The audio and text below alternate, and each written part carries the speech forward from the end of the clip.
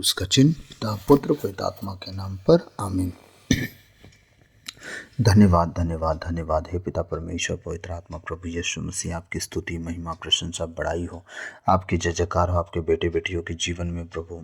अब बहुतायत से आशीष का कारण बने परमेश्वर, उनके उठने में बैठने में चलने फिरने में प्रभु आपका हर एक पल हर एक नाम हर एक वचन परमेश्वर झलके, ताकि जो लोग हम सबको देखे प्रभु, हमें नहीं वरन हमें आपको देख सके, ताकि आपकी तरह जीवन जीने की वो लालसा कर सके। इस योग बनाइए प्रभु, मेरे मुख पर पहरा बिठाइए, मेरे होठों के द्वार के रखवाली की जाज, बोलने वाला मैं नहीं वरन आपकी आत्मा के द्वारा आज का वचन हो प्रभु, और हम सब 100 गुना फल लाएं प्रभु। मैं प्रार्थना करता हूँ आज का एक एक वचन आप हमें समझाएं, ताकि उन वचनों के अनुसार हम जीने चलने वाले बन सकें, शरीर की दशाओं को छोड़ के आत्मा की ओर चल सके। इस योग बनाइए। सारी आदर आपको देते हुए प्रार्थना यीशु के नाम पे मांगता हूँ, सुनिए और दया से ग्रहण कीजिए, आमीन।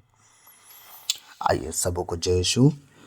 मैं आशा करता हूँ आप खुश होंगे, आनंदित होंगे। आइए हम प्रभु के वचन की ओर जाते हैं, और आज का वचन है प्रभु ने आज मुझे दिया है गलातियों अध्याय 5 पद संख्या 16 से 21 और 22 से 25। ये 2 भाग में बटेगा। आज मैं 16 से 21 आपको बताऊंगा और कल 22 से 25, ठीक है। तो आइए बिना समय गंवाए हम वचन की ओर जाते हैं। 16 से लेकर 21 तक गलातियों के नाम संत पौलुस का पत्र, ठीक है।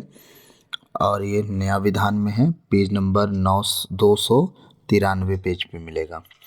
आत्मा और शरीर एक दूसरे के विरोधी हैं, ठीक है। आज वचन कह रहा है, 16 वचन में पढ़ूंगा आपके लिए। मैं यह कहना चाहता हूँ, आप लोग आत्मा की प्रेरणा के अनुसार चलेंगे तो शरीर की वासनाओं को तृप्त नहीं करेंगे। शरीर तो आत्मा के विरुद्ध इच्छा करता है और आत्मा शरीर के विरोधी, ये दोनों एक दूसरे के विरोधी हैं। इसलिए आप जो चाहते हैं वही नहीं कर पाते हैं। यदि आप आत्मा की प्रेरणा के अनुसार चलते हैं तो संहिता के अधीन नहीं हैं।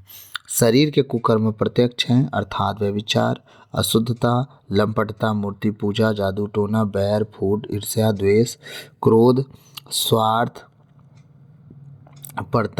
स्वार्थपरता, मनमुटाव, दलबंदी, द्वेष, मतवालापन, रंगरलिया और इस प्रकार की और बातें मैं आप लोगों से कहता हूँ, जो कि मैंने पहले भी कहा। जो इस प्रकार का आचरण करते हैं वे ईश्वर के राज के अधिकारी नहीं होंगे। हालेलुया। आइए हम प्रभु के वचन को समझेंगे। सर्वशक्तिमान महान परमेश्वर, आज वचनों का भेद हम पर प्रकट कर, ये विनती यीशु के नाम पे मांगता हूँ, आमीन। आप प्रभु का वचन 16 वचन क्या कह रहा है? मैं यह कहना चाहता हूँ, आप लोग आत्मा की प्रेरणा के अनुसार चलेंगे तो शरीर की वासनाओं को तृप्त नहीं करेंगे। अब आराम से बैठिए और सोचिए, ठीक है। आराम से बैठिए और सोचिए कि शरीर के अनुसार चलना चाहते हैं कि आत्मा के अनुसार, ठीक है।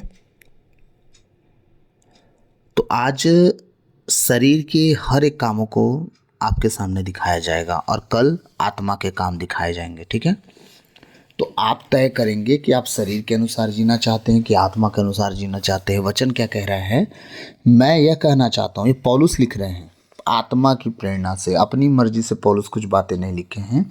उन्होंने कहा, मैं अपने प्रभु को उपस्थित जानकर यीशु मसीह में होकर इन वचनों को लिखा हूँ, ठीक है।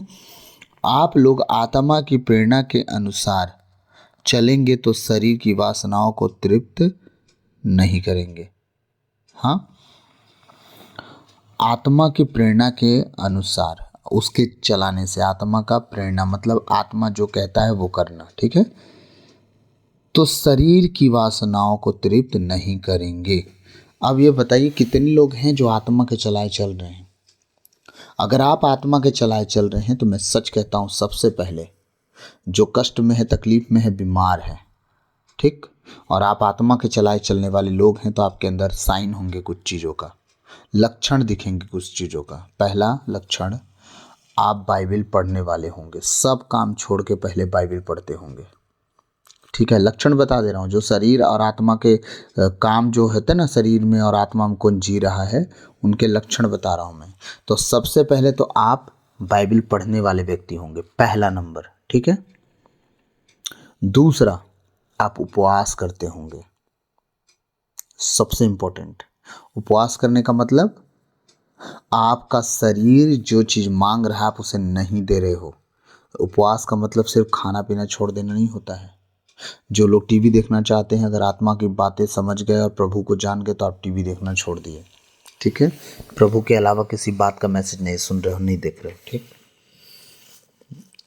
आप मोबाइल के आदी हो, अगर आप प्रभु को जान गए, आत्मा को पहचान गए, आप मोबाइल छोड़ दोगे, सिर्फ वचन सुनोगे, आराधना करोगे, बस, ठीक है। बाकी लंदर फंदर नहीं। आप उपवास का मतलब हो गया कि आप शरीर से तो उपवास कर ही रहे हो, अपने मन से भी उपवास कर रहे हो, जो आपके मन को अच्छा लगता है, पर प्रभु के काम में वो बेकार है तो आप उसे छोड़ते जा रहे हो। आप मन की इच्छा छोड़ के, शरीर की इच्छा छोड़ के, मन की इच्छा छोड़ के आत्मा की इच्छा पूरी कर रहे हो, ठीक है। जितने लोग सोचते हैं कि मैं शरीर के अनुसार हूँ कि आत्मा के अनुसार, परखते जाइए। पहला क्या बताया, बाइबल पढ़ने वाले आप होंगे। दूसरा क्या करने वाले होंगे, आप कहाँ कमज़ोर हैं, आप बीमार हैं तो आप उपवासी होंगे, ठीक है। आप आत्मा में कमज़ोर हैं, आप उपवासी होंगे, आप फास्ट रखने वाले व्यक्ति बनेंगे, ठीक है। आप बीमार हैं तो आप उपवासी होंगे, अपनी बीमारियों से लड़ने के लिए उपवास कर रहे हैं। आप प्रभु से कह रहे हैं, प्रभु देख, एक तो मैं बीमार, ठीक है, और दूसरे मुझे प्रार्थना करने नहीं आता, मैं उपवास करके तेरे साथ बैठूंगा, बैठूंगी, जो मुंह में आएगा मैं बोलूंगी, प्रभु बोलूंगा, मेरा हल कर, ठीक है। अब इसका मतलब ये नहीं कि आपको बीमारी ऐसी है कि आप 4 घंटा से ऊपर खाना बिना खाए रह ही नहीं सकते, तो आपको खाना खाना है, 4 घंटा तो उपवास कर सकते हैं ना, 6 घंटा तो कर सकते हैं। देखिएगा वो उपवास आपका 12 घंटा में बदल जाएगा। अगर आप उपवास के नाम पे रुकना शुरू कर देंगे और अपने मन को कहेंगे कि मुझे कुछ ना खाना है ना कुछ पीना, अपने प्रभु के लिए उपवास हूँ मैं सच कहता हूँ कुछ समय के अंदर देखिएगा धीरे धीरे धीरे धीरे आप 12 घंटा को उपवास करोगे और बीमारी खत्म होने लगेगी, ठीक है। जो आत्मा के चलाए चलते हैं, तो पहला क्या था, बाइबल पढ़ने वाला व्यक्ति होगा। दूसरा, उपवास करने वाला व्यक्ति होगा। तीसरा, वो प्रार्थना करने वाला व्यक्ति होगा, सीखने वाला व्यक्ति होगा।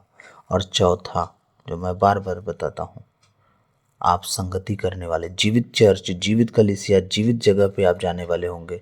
सोने वाले जगहों पे नहीं जाने वाले होंगे, जीवित जगहों पे जाने वाले लोग होंगे। आपका ग्रोथ, आपकी उन्नति, आपकी तरक्की कभी शैतान नहीं रोक सकता। आप इतना आगे बढ़ जाओगे, वो आपकी चमक को देख नहीं पाएगा, इतना तेज आपके मुख से प्रकाश निकलेगा, परमेश्वर इतना ऊंचा उठाएगा। तो जो आत्मा के चलाए चलते हैं तो उनके लक्षण भी हैं, याद रखिएगा, यही लक्षण है कि आत्मा के चलाए आप चलने वाले व्यक्ति हो। और शरीर के अनुसार अगर आप चलने वाले व्यक्ति हो तो वो भी तय कर लो। देखते हैं हम थोड़ा सा और आगे वचन को। मैं यह कहना चाहता हूँ, आप लोग आत्मा की प्रेरणा के अनुसार चलेंगे तो शरीर की वासनाओं को तृप्त नहीं करेंगे, ठीक है। अगर आप आत्मा के चलाए चलेंगे तो याद रखिएगा, शरीर की इच्छाओं को क्या करेंगे, आप मारेंगे। कैसे, मेरा मन ये कर रहा है, नहीं करेंगे, क्यों, क्योंकि हमारा टाइम बर्बाद होगा, इससे अच्छा मैं बाइबल पढ़ लूँ, ठीक है। मेरा मन कर रहा है वहाँ घूम लूँ, नहीं घूमूंगा, क्यों, क्योंकि इतना टाइम घूमने से अच्छा मैं प्रार्थना कर लूँ, ठीक है। आपका मन कुछ कह रहा, आप कुछ कर रहे हो, इसका मतलब आप शरीर के अनुसार नहीं चल रहे हैं, आत्मा के अनुसार चल रहे हैं, ठीक है। 17 वचन क्या कह रहा है, शरीर तो आत्मा के विरुद्ध इच्छा करता है और आत्मा शरीर के विरुद्ध, ये दोनों एक दूसरे के विरोधी हैं, इसलिए आप जो चाहते हैं वही नहीं कर पाते हैं।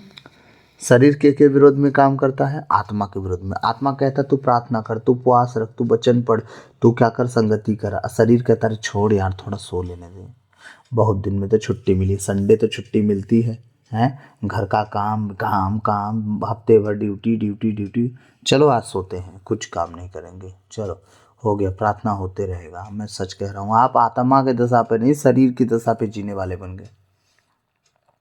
आप शुक्रगुजारी करने के दिन आप सो रहे हो, आपको इस बात की शुक्रगुजारी करनी चाहिए, उसकी स्तुति महिमा करनी चाहिए संडे के दिन कि हमारा प्रभु कम से कम हमें सलामत तो रखा है, कि सप्ताह भर हम अपनी कमाई खाते, किसी से भीख नहीं मांगते, हमारा खुदा इतना ऊंचा उठाया कि हमें किसी की जिल्लती भरी ज़िंदगी नहीं सहनी पड़ रही है। हम अपनी कमाई खा पा रहे हैं। हाँ, आप क्या करोगे, शरीर के अनुसार चलोगे तो एकदम उटपटांग आपके सोच हो जाएंगे। आपको जो नहीं करना वही करने की सोच रखेंगे। आपका शरीर आत्मा कहेगा चल प्रार्थना करने, आप बोलोगे कि नहीं थक गया हूँ मैं, अभी नहीं कुछ हो पाएगा। आपका आत्मा कहेगा थोड़ी देर बाइबल पढ़ ले, आपको बोलोगे अभी नहीं थोड़ी देर बाद। ओ आपका आत्मा कहेगा चल संगति मेरे बहुत दूर है यार, बहुत आने में लेट लगता है, नहीं जाएंगे। आपका मन कहेगा उपवास कर ले, घर में इतना अच्छा खाना बना, आज नहीं कल। मालूम है ये डिले करने वाली आत्मा इतनी खतरनाक होती है कि क्या बताऊँ, आपकी प्रार्थनाओं को रोकती है। मैं इसके बारे में कभी बताऊँगा, प्रभु अगर दिल में डाला तो, आज वो विषय नहीं है। वो टरकाते जाएगा टरकाते जाएगा। आप शरीर के काबू में हैं, आत्मा काबू में नहीं है, ठीक है। और आप जब आत्मा के काबू में आ जाओगे, शरीर कहेगा पेट भर खाऊंगा, आज तो खाना बहुत अच्छा बने है। आत्मा बोलेगा बिल्कुल नहीं खाना, आधा पेट से एक बाइट ऊपर मत खाना, जब तुम्हारे मुंह से डकार आए खाना बंद, तुम्हारा हो गया। आदमी अगर खाना छोड़ के उठ गया, आप जान लो आप शरीर के अनुसार नहीं, आत्मा के अनुसार हो। सबसे खतरनाक तो यही है पेट भर खाना ना खाना। जो आत्मा के अनुसार चलेगा और शरीर के अनुसार नहीं चलेगा, वो पेट भर खाना नहीं खाएगा, क्योंकि उसे आगे दुआ भी करना, उसे प्रार्थना भी करना है, उसे आगे उपवास भी रखना, वो सब कुछ समझ रहा है। और दूसरा, जो आत्मा के अनुसार चलेगा वो क्या बोला मैं, बाइबल पढ़ेगा, उपवास करेगा, प्रार्थना करेगा, संगति करेगा, वो अपने काम इस तरह से करता जाएगा। लेकिन शरीर के साथ चलने वाला व्यक्ति एकदम टरकाएगा टरकाएगा, और खाना गला तक ठूस ठूस के खाएगा। अगर उसके मनपसंद का खाना मिल गया तो, उन्हें फुल्की मिल जाए, कचौड़ी मिल जाए, दही बड़ा मिल जाए, जिसको जो पसंद हो वो पाएंगे, ऐसा खाएंगे जैसा कभी उन्होंने देखा ही ना हो। तो ये सब कहानी उनकी है जो आत्मा और शरीर के अनुसार चलते हैं, ठीक है। 18 वचन कह रहा है, यदि आत्मा की प्रेरणा के अनुसार चलते हैं, यदि आप आत्मा की प्रेरणा के अनुसार चलते हैं तो संहिता के अधीन नहीं रहे। अब प्रभु का वचन क्या कह रहा है कि अगर तुम आत्मा के चलाए चल रहे हो तो पुराना विधान तुम पर कुछ लागू नहीं होगा, तुम आज़ाद हो। पुराने विधान के अनुसार तुम्हें चलने की ज़रूरत नहीं है। ये बलि लाओ, ये बकरा लाओ, ये तीज, तो ये त्यौहार, कुछ नहीं। तुम अगर शरीर के नहीं आत्मा के अनुसार जीने वाले हो तो तुम पर कोई पुराना विधान लागू नहीं होता है, तुम आज़ाद हो पुराना विधान से, ठीक है। लेकिन अब हम 19वां वचन देख रहे हैं, शरीर के कुकर्म प्रत्यक्ष है। अब देखिए, शरीर के अनुसार जीने वाला व्यक्ति क्या क्या गलती करता है, अपनी गलतियों को जांच लीजिएगा कि क्या इनमें से कोई गलती आपसे भी तो नहीं हो गई। जो शरीर के अनुसार चल रहे थे उनकी बात कर रहा हूँ मैं। तो शरीर के साथ चलने वाले व्यक्तियों से क्या क्या गलतियां होती हैं और वो क्या क्या कर्म होते हैं, वो हम देखते हैं। शरीर के कुकर्म प्रत्यक्ष हैं, अर्थात पहला क्या, एक उम्र आने के बाद व्यभिचार आना शुरू हो जाता है, ठीक है। दूसरा क्या है, अशुद्धता, किसी बात पे ध्यान न देना, किसी बात पे भी गौर ना करना, हर बात को इग्नोर करना, जहाँ नहीं जाना है वहाँ चले जाना, जहाँ जाना है वहाँ ना जाना, ठीक है। ये सारी चीज़ों पे अशुद्धता फैल जाती है। लंपटता, लंपटता का मतलब जिस बात का कोई मतलब नहीं उस बात को बोल के किसी को बुरा लगवाना या मजाक करना, ठीक है। शायद हो सकता है, कंप्लीट तो नहीं कह रहा हूँ, लेकिन लंपटता ये वर्ड हम लोग गांव में सुनते थे, ठीक है। मूर्ति पूजा, जिन मूर्तियों का कोई वजूद नहीं, जिसे आपने अपने हाथ में बनाया और घर में रखा और पूजा करना शुरू कर दिया, ठीक है। कोई भी मूर्ति, दुनिया की किसी तरह की मूर्ति हो, ठीक है, खुदा ने कहा तो मूर्ति ना बना, तो सीधी बात है कोई मूर्ति आप नहीं बना सकते, आपके लिए रूल ही नहीं है, ठीक। दूसरा क्या है, जादू टोना, ये शरीर के काम है। जादू टोना परमेश्वर की ओर से नहीं आया, शरीर के अनुसार आया है, ठीक है। जादू टोना, बैर, दूसरों से बैर रखना, उसे देख के आपका खून खौलना, उससे बैर रखना, कब उससे अपना बैर निकाल लो, फूट, जो फूट डालते हैं एक दूसरे में, झगड़ा भिड़ाते हैं, ठीक है। ईर्ष्या, आप गुस्सा रखते हैं, जो ईर्ष्या रखते हैं, जलन जिसको बोलते हैं, जलन रखना किसी के प्रति। क्रोध, आपको गुस्सा आता है किसी को देख के या किसी के लिए आता है गुस्सा, ठीक है। स्वार्थपरता, सिर्फ अपने बारे में सोचना, मैं और मेरा बस, किसी के बारे में ना सोचना। मन मुटाव, आप दूसरों पर मन मुटा के चल रहे हैं, ठीक है। दलबंदी, अपना ग्रुप बना के दूसरे की बुराई करते हैं। उस ग्रुप में अपने लोगों को नहीं जाने देते और खुद नहीं जाते, दूसरे की बुराई करते हैं। ठीक है, उसको दलबंदी, दल बना बना के आप गलतियां करते हो। आप नशा करने वाले 4 लड़कों को देखेंगे, वो दलबंदी कहते हैं। ठीक है, ताश खेलने वाले 4 लोग होते हैं, वो दलबंदी करते हैं, दल बना बना के गलतियां करते हैं। ठीक है, कहा था मैं, दलबंदी। ठीक, द्वेष, द्वेष में क्या होता है, आदमी जल जाता है और चिल्लाना शुरू कर देता है। ठीक है, मतवालापन, नशा करके आदमी मतवाला होता है ना, किसी बात की चिंता नहीं, वो लड़ते झगड़ते रहेगा। ठीक है, उसे किसी बात की चिंता नहीं। रंग रलियाँ, वो दूसरे के पीछे पैसा उड़ाएगा, है ना, जैसे कि पराई स्त्री के पीछे पैसा उड़ाना। आजकल मैंने देखा है कि बहुत जगहों पे महिलाएं पराये पुरुष के पीछे पैसा खर्च करती हैं। तो ऐसी ऐसी गलतियां ना करें। रंगरलियां मनाने का मतलब भाई यही हुआ कि आप जहाँ नहीं होना चाहिए वहाँ जाके आप मज़े ले रहे हो, बस आप समझ लो इस बारे में। ठीक है, और इस प्रकार की और बातें, मतलब अभी बहुत बातें हैं, लिखने का शब्द नहीं था उनके पास। इतनी बातें हैं कि क्या क्या कहा जाए। इस तरह के और शब्द, जिस तरह की नशा ना करना, प्रभु ने कहा अंगूरी पी के मत वाले ना हो, तो गुड़ाखू खा सकते हैं प्रभु। तो ये क्या कह रहा है, इस तरह के और काम, तो वहाँ भी यही बात है कि सिगरेट पी सकते हैं, अगर न, बस अंगूरी ना नहीं पीना है। ठीक है, सिगरेट पी सकते हैं, गुड़ाखुल कर सकते हैं, हाँ, गुटखा खा सकते हैं, बाइबल में तो नहीं लिखा, तो खा सकते हैं। अरे महाराज, इस तरह के और भी काम हैं जिन्हें आपको नहीं करना है। ठीक है, और इस प्रकार की और बातें मैं आप लोगों से कहता हूँ, जैसा कि मैंने पहले भी कहा, जो इस प्रकार का आचरण करते हैं वे ईश्वर के राज्य के अधिकारी नहीं होंगे। याद रखिएगा, जो इस तरह की गलतियां गुनाह कर रहा है, शरीर की दशा में रह के व्यभिचार कर रहा है, ईर्ष्या जलन डाह लीला क्रीड़ा जितना कुछ उससे बन रहा है वो कर रहा है, जादू टोना मूर्ति पूजा मतवालापन फूट ईर्ष्या क्रोध स्वार्थपरता मनुष्य मन मुटाव दलबंदी द्वेष मतवालापन रंग रलियाँ, ये जितना कुछ कर रहा है वो जिंदगी में एड़ी चोटी लगा ले, कुछ कर ले, परमेश्वर का राज्य का अधिकारी वो कभी नहीं बन पाएगा। पूरी उम्र गुजर जाए उसकी गलतियों में, लेकिन वो सुधार नहीं पाएगा। क्यों? क्योंकि जो कर्म खुदा ने मना किया है करने के लिए वही कर्म वो कर रहे हैं। तो मेरे माता पिता और भाइयों और बहनों, मैं आप सबसे विनती करता हूँ और आशा भी करता हूँ कि आपके समझ में आया होगा, और मैं ये भी उम्मीद करता हूँ कि आप कौन से जगह पे गलत थे। हाँ, शरीर के काम तो प्रत्यक्ष अर्थात पहला क्या है, व्यभिचार में आप गलत थे, अशुद्धता में गलत थे, लंपटता में गलत थे, मूर्ति पूजा में गलत थे, जादू टोना में गलत थे, बैर फूट में, ईर्ष्या क्रोध स्वार्थपरता मनुष्य मुटाव दलबंदी द्वेष मतवालापन रंगरलियाँ, इन सारी चीज़ों में किन सी जगह में, मतलब और मैं एक्सप्लेन करता तो और लंबा जाता, इसलिए नहीं कर रहा हूँ। किन किन जगहों पे आप गलत थे, अपने आप को जांचें, और मैं आप सबसे विनती करता हूँ अपने घुटनों को टेकें और प्रभु से माफ़ी मांग लें कि खुदावन सच में हम ऐसे ऐसी जगहों पे गलत थे, हमें माफ़ कर। आइए हम प्रार्थना करते हैं। राखू थाका ठेल एम्ब्रो हांदमा शहल लिब्रियान दोखे ठेल मोन दोनों लिब्रो हरबा लिखोन दे रे लेबे ओ रहते ने मो शहन दे ने मेरी खा लहू रहन दे।